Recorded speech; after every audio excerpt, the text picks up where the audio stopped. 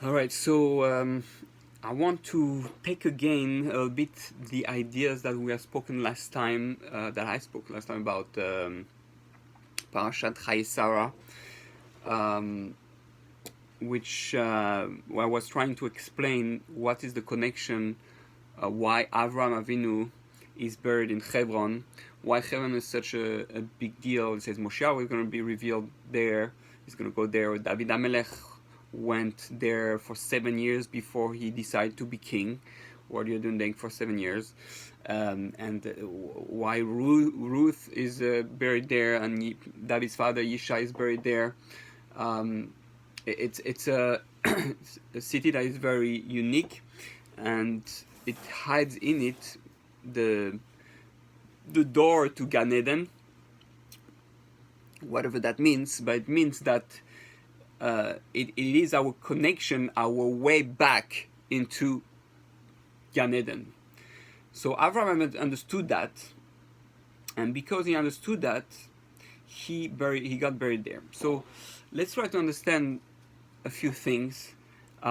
It's really very, very deep. Let's understand that today the world is changing like never before. It's very, very exciting times. The redemption is really happening. And it's very important to be aware of it. The more one is aware of it, the more one can celebrate the changes, the more one can celebrate that one sees what God is doing, and if you're aware of that, then you're able to survive those times. When someone is not aware of the challenge of what's happening, someone is not aware that is giving birth, he thinks he's dying. But if you know you're giving birth, then you know you bring life to life, life to life, to the world, and then it's much easier to go through the pain, the contraction, and we know that this, meaning the coming of Moshiach, is represented by the pangs, birth pangs, and therefore the contractions, and we see there's a lot of light, but we see also a lot of pain and suffering, things rising up. So we say every day, so the place to be really aware of that is, and to celebrate what's happening, is in the blessing of the standing prayer, the silent prayer, Shmoneh Esrei, 18 blessings. When we speak, the last one is Matzmiach Keren Yeshua. As Semar David, we speak about the fact that God infuses the world with the necessary component for things to grow and come into fruition, to bring Moshiach, to bring the redemption, to bring everything that's supposed to happen. And it's something that we have seen one time before. I mean, I should technically say two times. One time was when Avraham, the children of Avraham, went to Egypt, and he got redemption from Egypt. They got saved.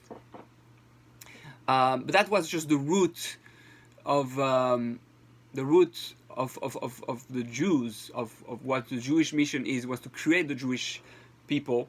We're going to speak about that later. But the time where really we saw the purpose, the redemption of the entire world, was with Shlomo Hamelech. I was thinking in my mind, because with the Jews going out of Egypt, it was a kind of redemption.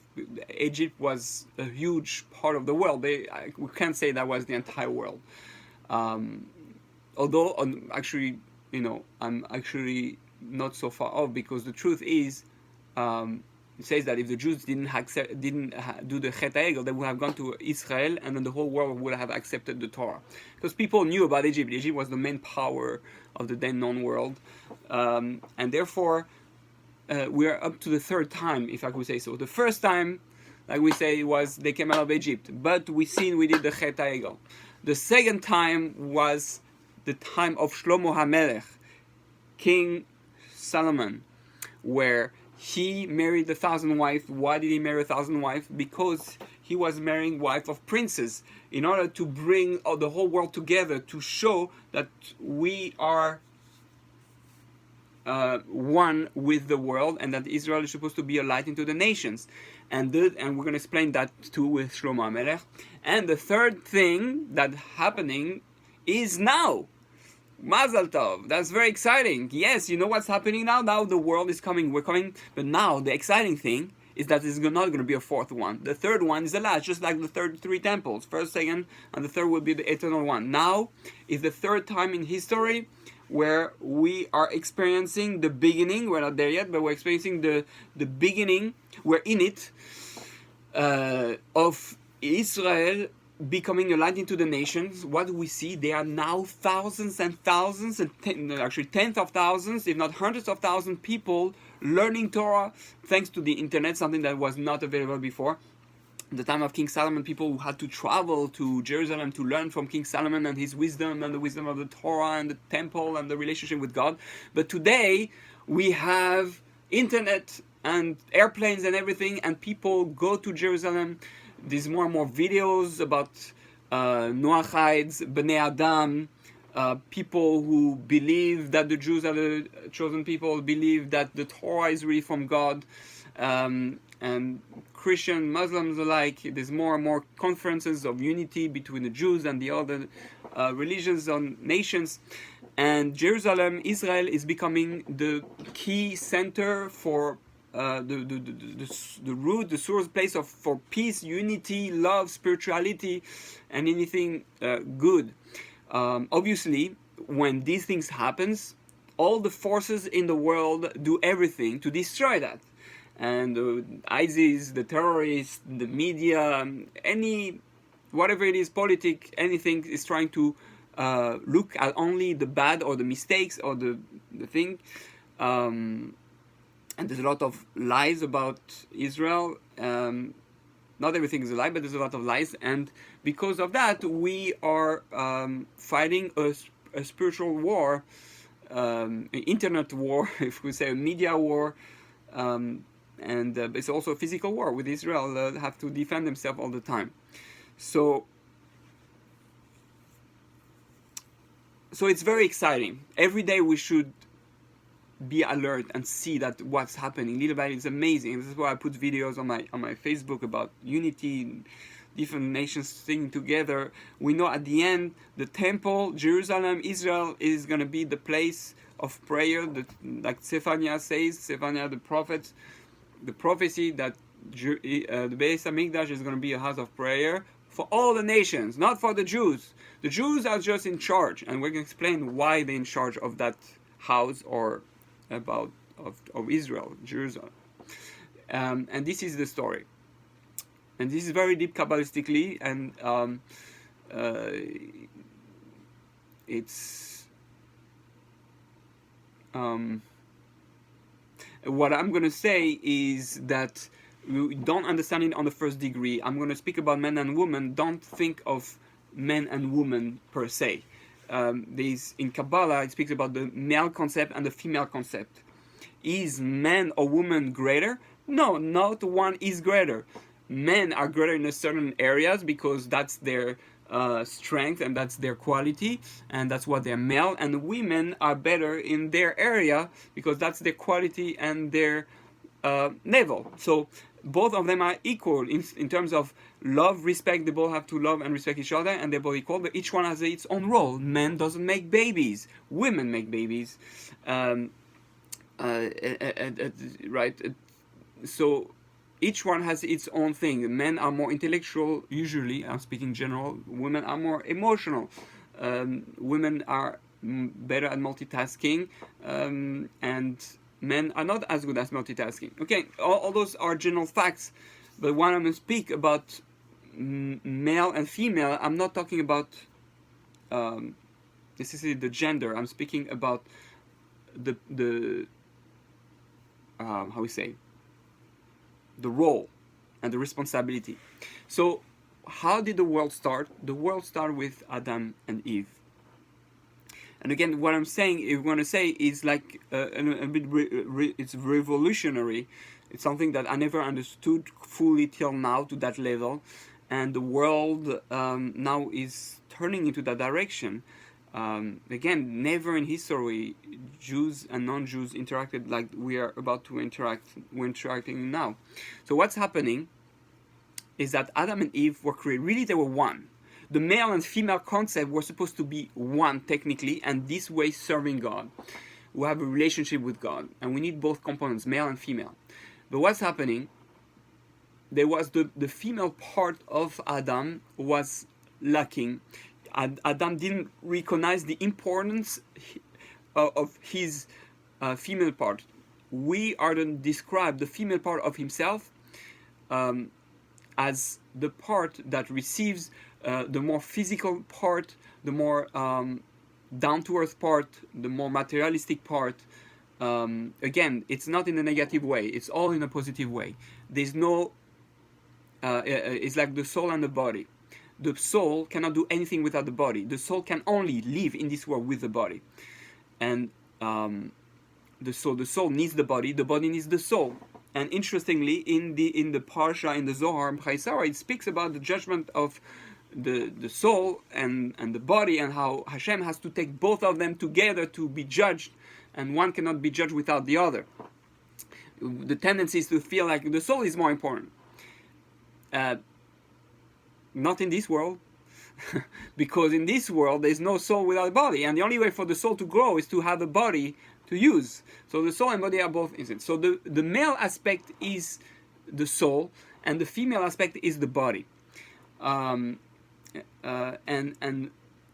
don't get really wrong. In a couple, the soul is usually the woman, and the man is more the body. They're different levels, again, so don't misquote me or misunderstand me that I'm talking about, oh, women is just body and materialistic. No, I'm speaking about the female concept. Sometimes there are men who are female, and sometimes there are women who are male.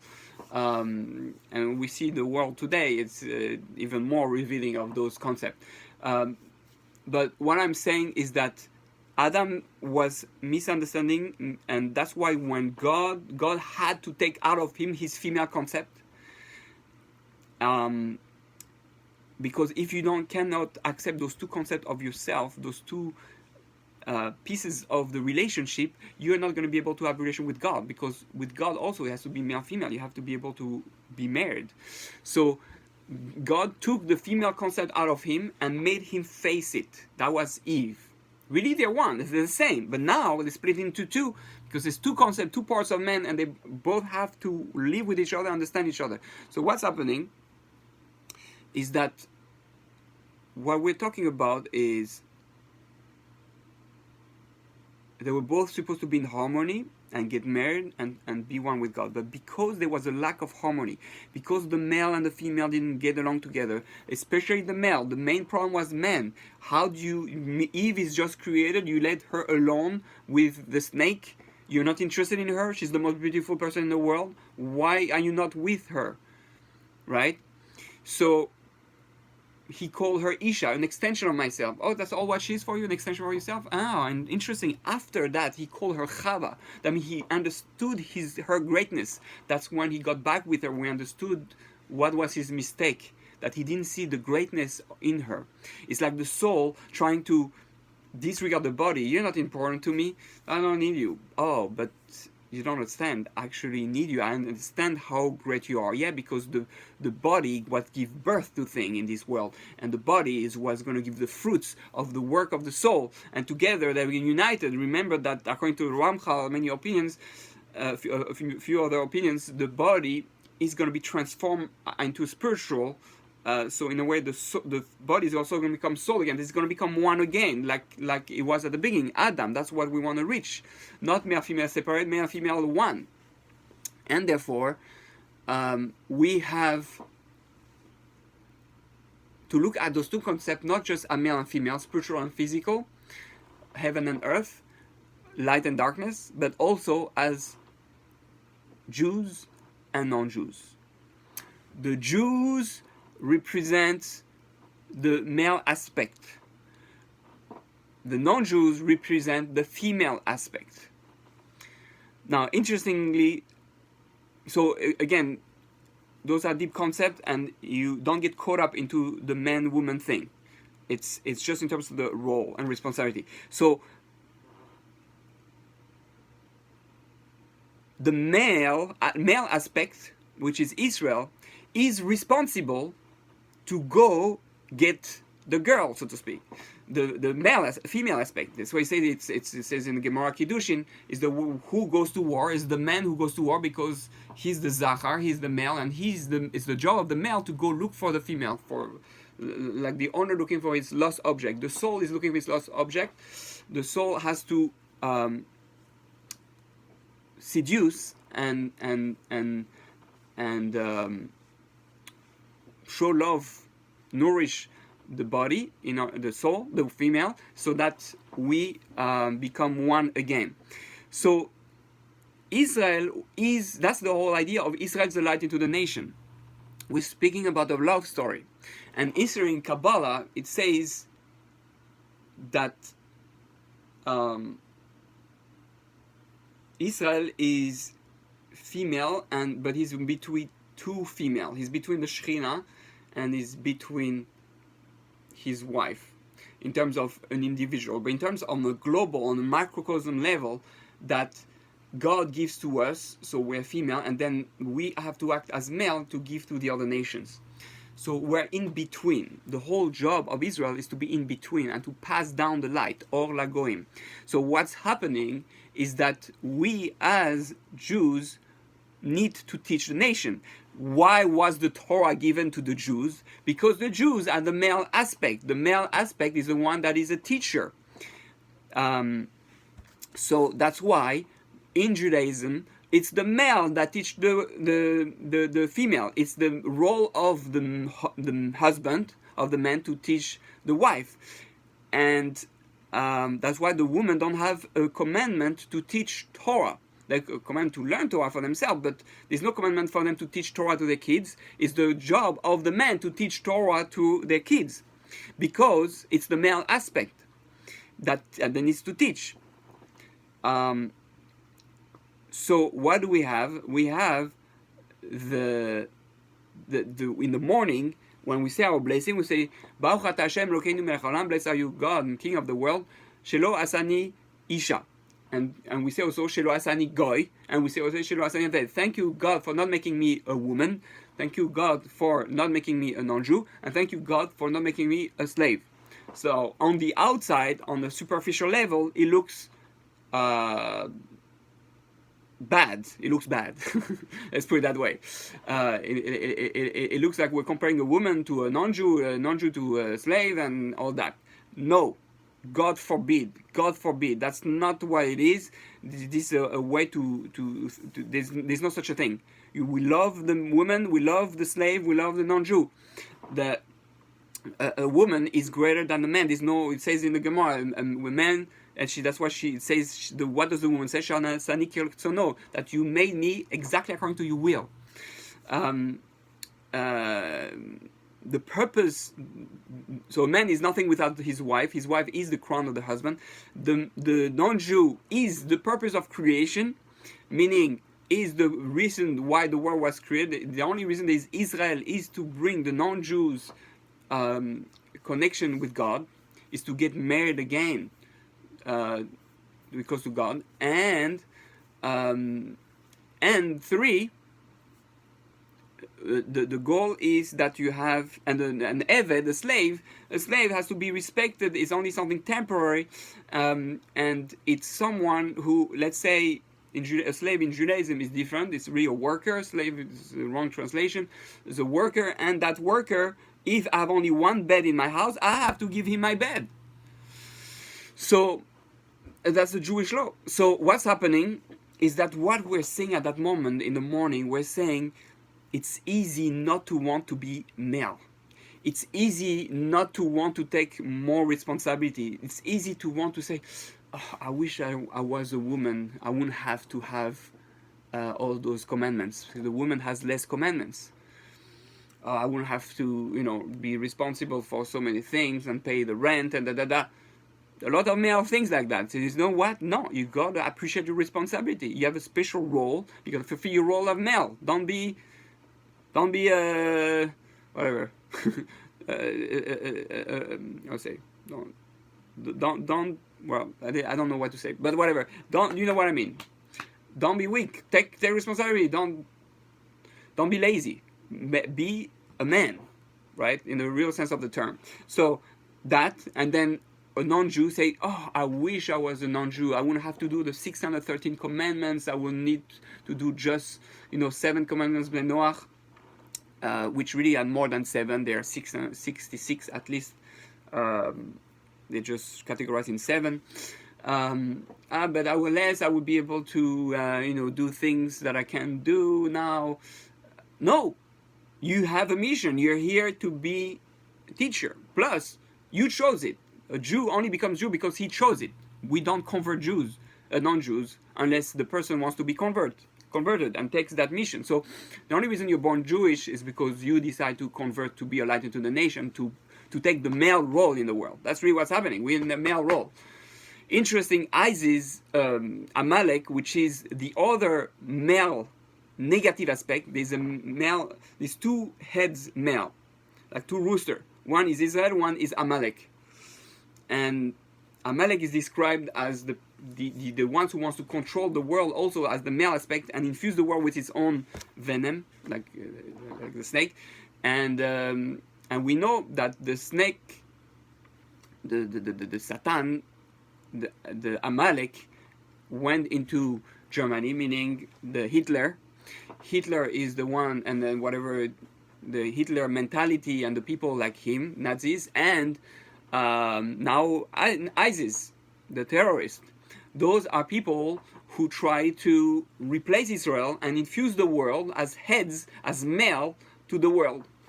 And Israel has to fight them. That's why God cannot be complete. The relation with God, the name of God, the Keter cannot be complete until Amalek is destroyed. Because the right relationship, the perfect relationship, is Israel as male and the nation as female. So Israel and the nation have to be married. And the reason why we say in the morning, don't be making, thank you God for making it like that, is for the men to appreciate their responsibility. And for men, the concept of men, of the responsibility to be in our hearts, understand the challenge that we face. So Adam is Israel, and Eve, once they separated, before they're together, Eve is the nations. Let's remember that all the souls, and not everybody agrees, almost everyone, there's always some, machlokes. Everyone agrees that Adam contained all the souls of humanity, right? That the 70 nations come from Adam. Adam, when it started again from Noach, but everybody comes from Adam. So Adam contains Jews and non-Jews. It's not something I'm making up. So we're all coming from there. And now within the people from Adam, there was a male people and a female people. The male people are supposed to be Israel, the one who teach and are responsible for the female, who are the ones supposed to receive and learn and grow and become one. Now, in order to do that,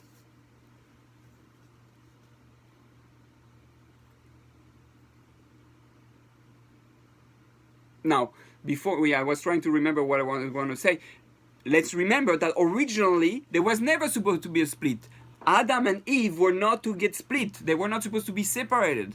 They were supposed to be one, and that was going to be one with God. But because we didn't understand the male-female aspect, the relationship aspect, the role of male-female, which is, by the way, the challenge that we experience today, the destruction of the family structure of male-female relationship. Everything is upside down. People don't understand, am I male, am I female, what's the role of male, what's a female, I want to be like this, transgender, all that, and the rate of divorce, and so many people don't get married, they want to get single. Again, it's a big mess. We completely lost, and the reason it's happening now is that everything is trying to find its spot, and we are all lost with those concepts. Men are not men anymore, women are not women anymore. We have to work, but the main role is for the men to do the first step. Women want real men. Men are going to be chosen from the women once they act like real men. Nations are going to choose Israel when they're going to be real Israel, act like a real male. role model. So, but what I was going to say, I was going tangents, but I don't want to forget, it's all connected. This is the beauty. There's so many things. What's happening is that originally there's supposed to be one nation. Adam and Eve were one, and Israel, there was not supposed to be Jews and non-Jews. There was to be only the nation Israel. Nation Israel is the only nation on earth. Everybody Israel, all of humanity Israel, because Israel means one direct, deep, intimate relationship with God. That's what it means. So, but because we were not successful, there was a split made, and there was the Jews and the non-Jews, and that came from that, the male and the females. Now the snake grasped the woman, meaning grasped the female aspect of the world and infused its venom in it. That's where the whole thing, where it speaks about in some places about the body or the non-Jews, and unfortunately it's misunderstood, and we start thinking, oh, it's evil. It's not. No, it's not. A woman is not evil. A woman is greater than a husband. Okay, let's remember that, than the male. But what's happening is she's infused with more materiality, and she's infused with a certain level of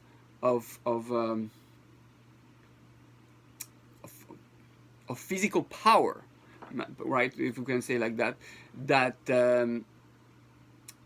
and that has infused all the nations.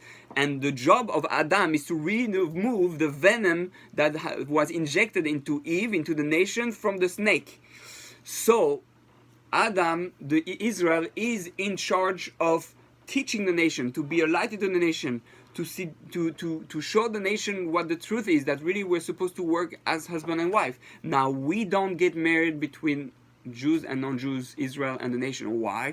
Because the same way there's a male-female aspect within the nations, in order for Israel to understand that, there's this male and female within Israel. In Israel, there's the males and the female also.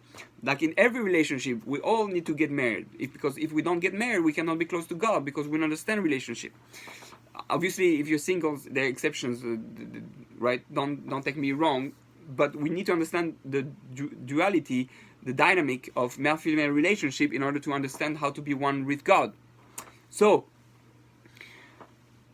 what's happening is that now Israel has to learn within itself, male-female, and therefore these two parts of the Jewish people. There's the male part, which is Yosef, and then Moshiach ben Yosef, and then there's Yehuda and the brothers, which is the female aspect, which is Moshiach ben David. So there's two aspects that we need to learn. These two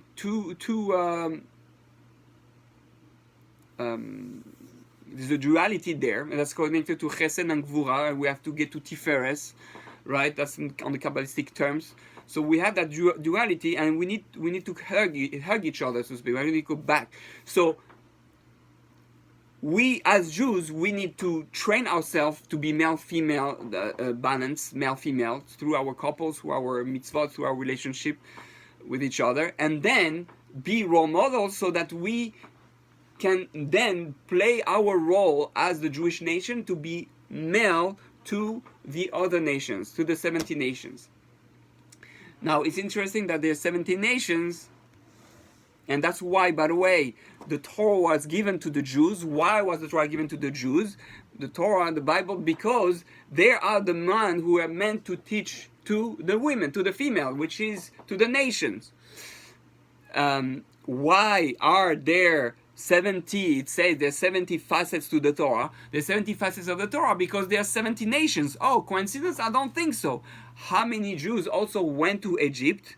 70 Jews went to Egypt, because we need, in the Judaism is a macrocosm of the nations. So the 70 Jews going to Egypt, 70 nations. So we need to understand that every nation has a part in the Torah and has a facet of the Torah. And bring something to the Torah. I like to always give the example of the Greeks. One of the 70 nations is the Greeks. The Greeks brings beauty in the world. It says 10 levels of beauty were given, and one was given especially to the Greeks. And that's why you can even write a Sefer Torah, a Torah according to Torah law, Torah scroll only in two languages, Greek or Hebrew. Greek, because they have a beauty that comes from the Torah, that is connected to the Torah. So every nation has its own unique connection to the Torah. Therefore, the Torah is not a book for the Jews; it's a book for everyone. The Jews are called Sofrim, the book of the people of the book, and they're in charge of teaching Torah to the nation. Just like a husband who has learned something and comes home and teach and gives, whether it's money, whether it's food, whether it's wisdom, and brings to his home, to his wife and his kids, which is his main role, what it needs to, new insight on how to become more one, or how to love each other more, and how to grow the family and have more fruits and live happily in harmony together. The problem is that male have not respected women so much, and because of exile and because of a lot of misunderstanding, so Jews have lacked the understanding of who the 70 nations are, and because of all the terrorism and the crusades and the suffering, the Holocaust, the exile, we have looked at the nation as evil.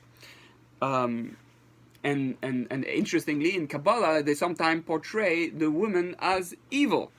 Obviously, it's not. It's because sometimes if I don't get along with someone, I'm going to call it evil. And that's very terrible. It's understandable, but it's terrible. The way to do it is, not the way to do it, but the way to understand it is really to see that you, and it says in many places, you have to make your enemy your best friend, and really your enemy is not your enemy. Your enemy is someone you misunderstood. So a Jew has to learn to love a non-Jew, has to learn to respect a non-Jew.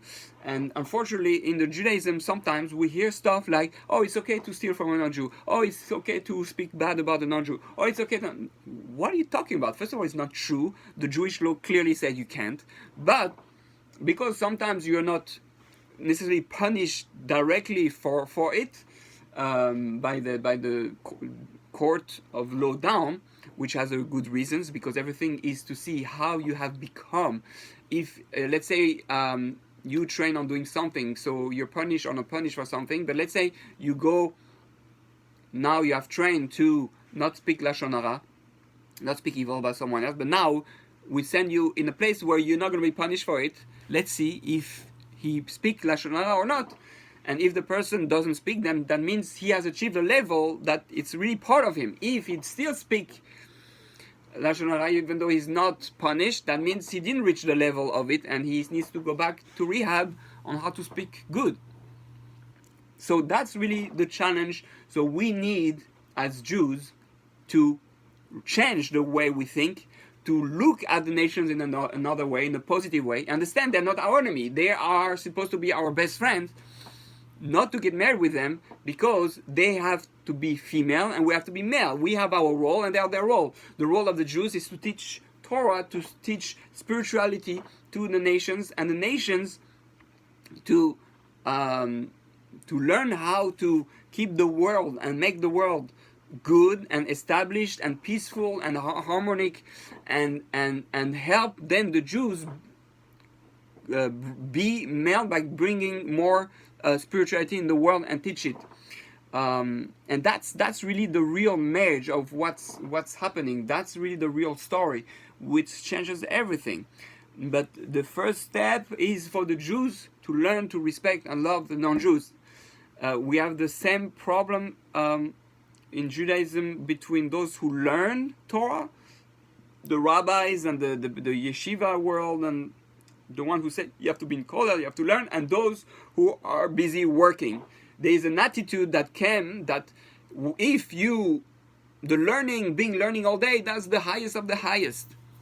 Well, no, it's not the highest of the highest. You can be a businessman and you can be at the highest of the highest too. One is male, needs to learn wisdom in order to teach. Lilmod ulelamed is always to learn in order to teach. If you learn not to teach, that's terrible. It's using the crown of God the wrong way. We have to know that. And then there is the one who works, who needs to build the land, the business, or that, because the guy who learns cannot be survive without the guy who brings the money and establish the city and takes care of everything, the army, all that. And therefore it's a partnership. Issachar and Zevulun. But the same thing with Jews and non-Jews. One is responsible for the spiritual aspect of the world, the male aspect of the world, and one is responsible for the materialistic aspect of the world, the physical, female aspect of the world. And both are as important. It's not one more important than that, and they're going to be judged together. The body and the soul, the Jews and the non-Jews, and all that, everybody is going to be judged on did you do your job? That's really what's happening. So I think that understanding is going to help us, really. And so that's Kever Machpelah. It helps us understand why Avraham chose that place, because Avraham and David understood that Judaism is really creating that chibur, which the same letters as Hebron, with the same root, that we have to create our connection with Adam HaRishon. We have to create our connection with Adam HaRishon. I wanted to say, by the way, that same thing with the rabbis and the army, the religious, the yeshiva world and the army. We need the army and we need the yeshiva. The yeshiva is the male aspect, the army is the female aspect. Interesting, the female aspect, according to Kabbalah, is gvura, is the strength. The male part is chesed, is love. The male aspect, chesed, is to give, love, nourish. And the female aspect is accepting, receiving, building, is bina, is building based on that, reflecting the love, reflecting thing, and building things out of it. Is the Chokhmah and the Gvura, the Chokhmah and the Bina, and the Chesed and the Gvura. And if we do that in harmony together, then we have Tiferet, we have the perfect. So we have Chesed, Gvura, Tiferet, we have Avraham, Yitzchak, Yaakov. And that's the challenge. That's the challenge, that we're not able to see that. And one thing is greater than the other, or better than the other. A Jew is not better than a non-Jew. A rabbi is not better than a soldier. A man is not better than a woman. Adam is not better than Eve. Everybody has his role, and we're all. You cannot compare. It's like, a dog is better than a sheep. What are you talking about? It's absurd. The moon is better than the sun. Yeah. Like it's not the same. Apples and bananas, right? It doesn't work like that. Nobody's better. The moment you think of better, you're in the world of competition, you destroy the world. That's not what we're here for. We're not trying to be better. We're here to do our role. When everybody plays its role, everybody is happy. And everybody has its own role. So everybody has his own mission. Therefore, you can only be best at what you do, because there's no competition with you, because the only one. It's like one brand. There's only one brand of telephone, is Verizon. So there's nobody who can be better than Verizon, because it's only Verizon doing telephone. Obviously, that example is not true today, but it's an example. So you can only be better if you're two exactly the same thing. You will have to be identical twins who grown up with exact people, who have all exact same people experiences. But that's it. The moment you're different, you're not in the same situation. Therefore, you can never judge someone who is not exactly in the same situation as you, and nobody is exactly in the same situation as you. So that's the idea.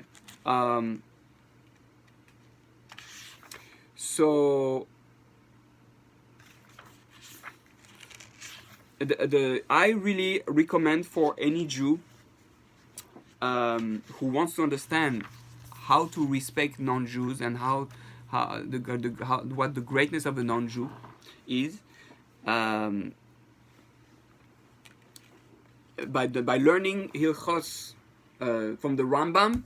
Learn Hilchos Melachim from the Rambam, Mishneh Torah, the 9th chapter, and we speaks about everything that a non-Jew is supposed to do for a Jew is supposed to do for a non-Jew. let's understand that very important thing that it says about Moshe Rabbeinu. The Moshe only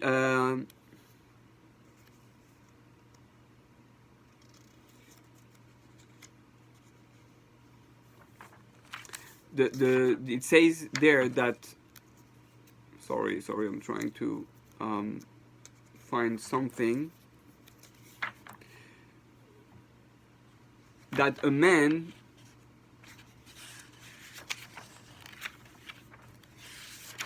that a Jew is responsible to teach the non-Jews the 7 mitzvot b'nei Noach. Okay, the 7 commandments, which really are much more than 7. They're 66, if not more, at least 66, and therefore we have to teach them according to the Torah how to do the 7 mitzvot. Now he says, if a non-Jew also wants to learn Torah in order to get closer to God, if he wants to learn Torah in order to get reward, to get closer to Hashem, but to get reward, we should not prevent a Gentile who desires to perform one of the Torah's mitzvot in order to receive reward from doing so, provided he performs it as required. So if a non-Jew say, I want to put on tefillin, I want to do this or do that, some mitzvahs are better, but let's say about bring your korban, the non-Jews used to bring sacrifices in the temple, but let's say they want to do charity or respect his parents or eat kosher, then you have to teach them exactly according to halakha, to Jewish law, how to do it, and they don't have to convert, obviously. And what's happening if you have a non-Jew who is learning how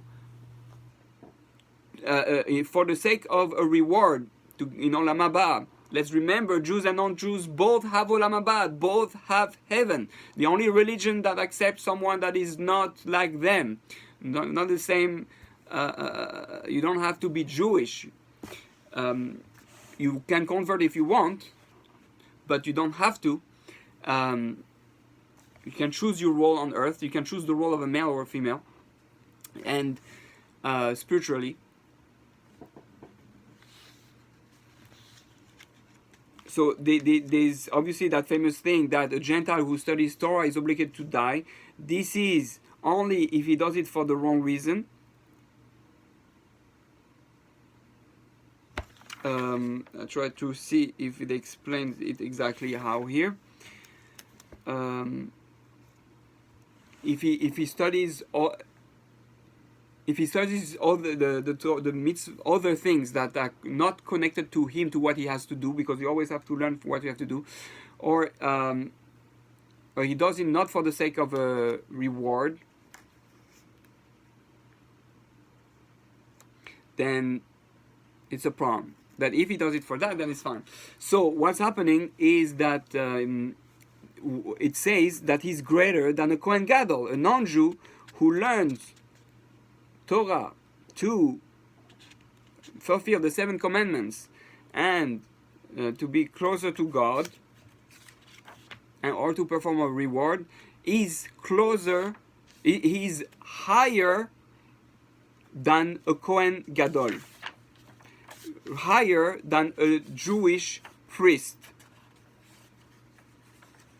Okay? Now, do you know who the Jewish priest was? It's crazy. It's like it's the kavod, the respect that we give to the Jewish priest is incredible, and it says we have to give him more kavod, that is more holy. I'm just looking for that place, and I read it yesterday, trying to see if I can find it. Come on.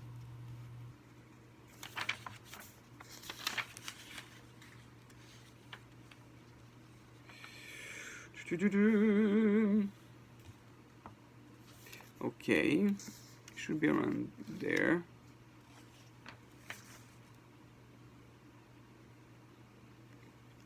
Where can I find it? Anyway, it is there because I saw it. I would not say it without to be true. It says in the Gemara itself. That's not even from the Rambam. It says in the Gemara. But Okay, but I'm sure, trust me, you can find it online. It's in the Talmud, and it's also somewhere there. So what's happening is that we have that shows that we have to be much more respectful, much more understanding of what's happening here. It's a huge thing, and now the world is changing. Now non-Jews from all over the world, tens of thousands. Now there are conferences for Bnei Adam and Nochites all over the world. They are learning Torah more than ever before. It says in many places in the Kuzari and in the Rambam, in a few other places, that the reason there were Christianity and Islam was to enable the teaching of Judaism to spread throughout the world, but there can be only one male for one female, and that's why Christianity and Islam have at some point been fighting with Judaism and try to replace Judaism. We are the new male to the nations.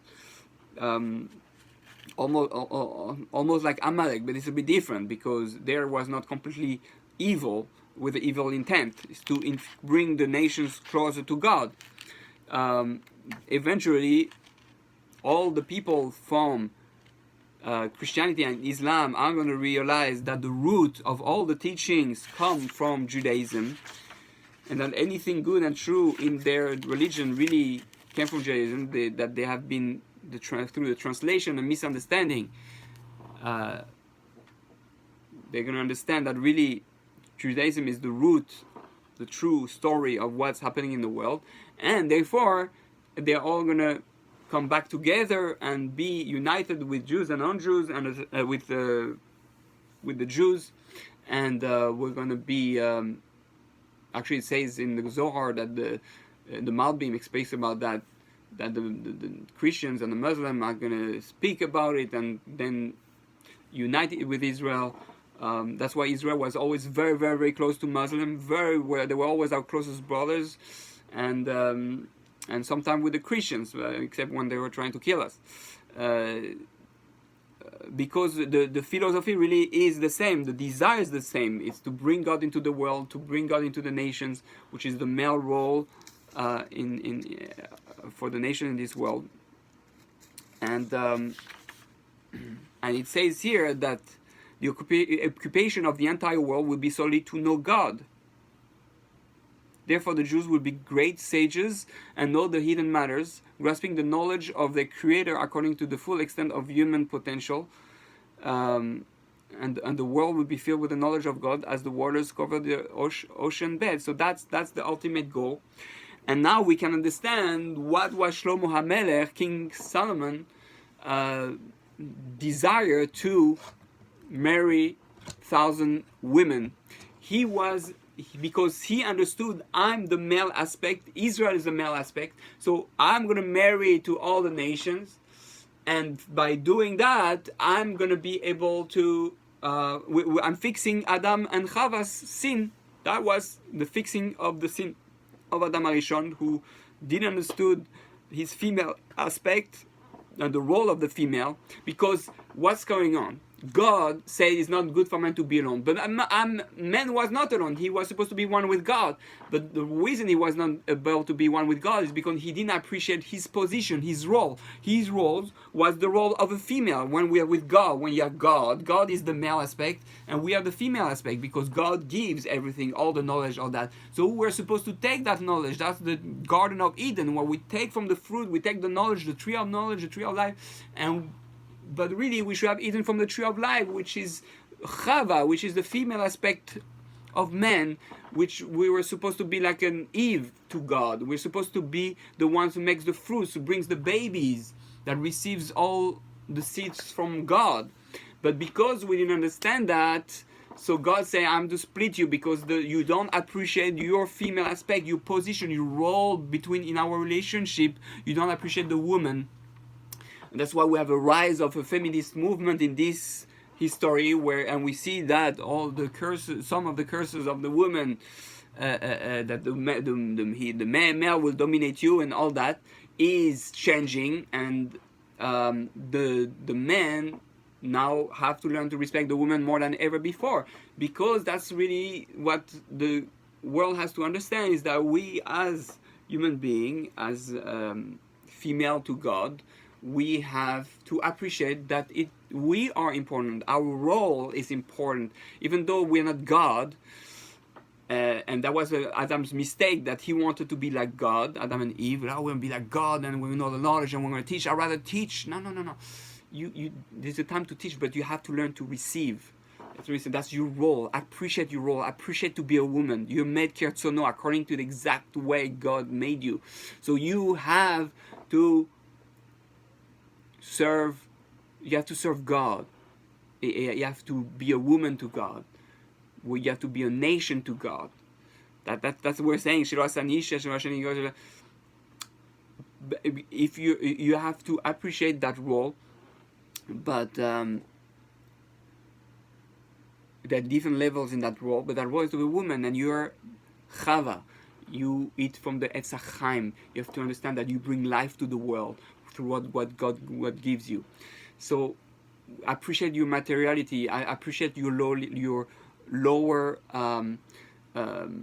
position in this world, because it's not what looks lower. The earth looks lower, is down, is heaven and earth, but really there's no heaven, there's no earth. The whole purpose of having a male is because it needs to give the seed to the female, and the whole purpose was Israel is because Israel is supposed to teach the non-Jews how to be connected to God, to give the spirituality. If there was no humanity, if there was no nations, 70 nations, there would be no need for Israel. If there was no female, there's no need for male. Because and if there was no Adam and Eve completed, there was no, then, right? There was no world. There would be no God recognized as king. There will be no relationship possible. So the whole thing is about relationships. So our entire life is all about relationship and learning to be one. To be one. That's really what's happening. That's what we're waiting, and it's happening nowadays. It's happening now. It's happening now, and we have to recognize it, that how God runs the things, that all those things that I spoke about, if you think about it, it's crazy. It's all concept that exist in life, but we don't necessarily recognize. And now we start recognizing them little by little, and it's hinted in our Torah, in our Parsha, in our everyday life. The world is changing, my friends, and it's a very exciting moment. And the more you're aware of what's happening, the more you'll be able to survive these end of times. You won't get crazy with all the politics and idea. It's a very important moment. It's no coincidence that Trump supports Israel. All of a sudden, it's the first time in American history there's such a president that supports Israel. And I'm not going to politics. I'm not saying that he's a good man or not a bad man, but it's good for Israel. But that's what's gonna bring much more tension and much more power to the force of evil to attack, to fight back, and therefore we have to get ready for what's coming. But we have to trust. We know Moshiach and Yeshua, God runs the show, and God makes all that happen for a reason, for his plans, for Israel to be known all over the world, and which is already all known. And so what's our work? Our work is to recognize what's happening. Our work is to learn to be good husband, to learn to be good wife, to appreciate the other, to love the other, to recognize the greatness of the other in a relationship, in a couple. And if we do that, then it's the beginning of redemption, because if we can understand that in our own family, in our own relationship, a micro level, then we'll be able to understand it, how it works within the Jewish people, the different parts of Jewish people, male, female, and then the more global macro level, which is the Jews and the nations, and also the then God and us. Ultimately, Adam and Eve is like the story of God and us.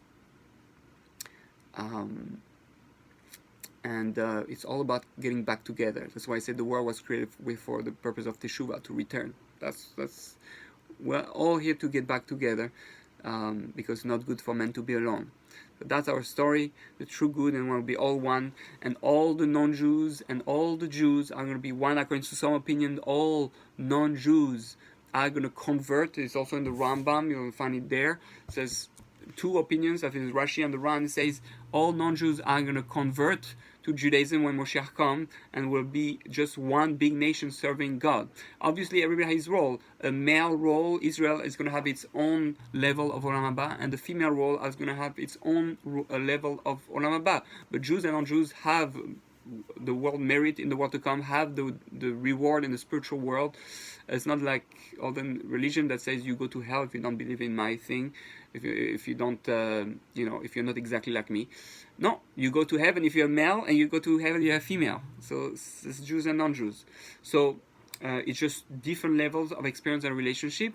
Each one will be receive what he needs, and he's crowned the way based on how good of a man he was, or how good of a woman he was, how good of a Israel, and how good of a non-Jew you were. As we saw, it's all God loves us. It's going to be happy end, and everything is about, doing our best and being part of that system that is all here to help us. Lech lecha. God made that whole thing for us to be able to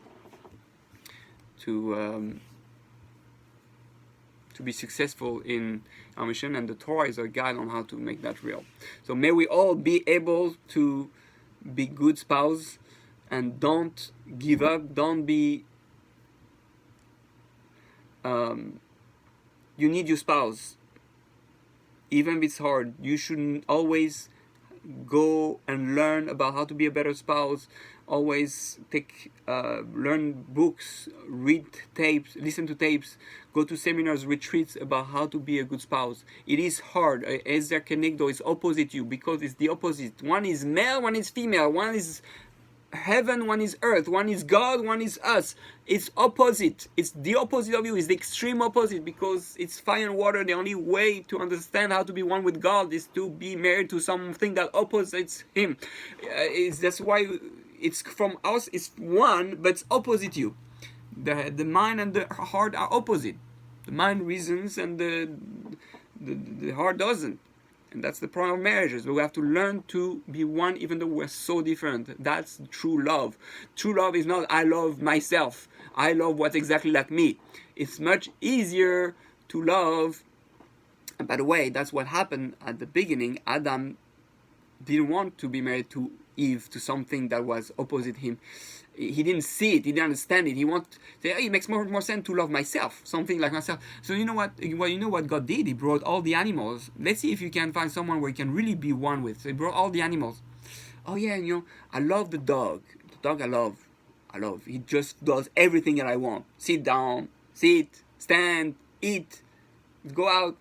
I control the dog, he does everything he wants. And he tried all the animals, and they're all great, but there's something missing. I don't feel really, really one. Yeah, because you know how you're going to be really, really one? If you have something that opposites you, that is opposite than you. If you're someone that confronts you and wants something different than you, and you learn to be one with that, because if you can't do that, you can't be one with God, who is exactly the opposite of you. He's so different than you. He's the other. Ein Sof. You're limited. He's Ein Sof. So how can you be one? You have to learn to be one with the opposite. Adam Arishon, by trying to eat from the tree, is like saying, no, I want to be God. I want to be opposite to him. I want to be him. No, you have to be opposite of him. You are the Ezer Kenegdo of God, so to speak. We are making him king.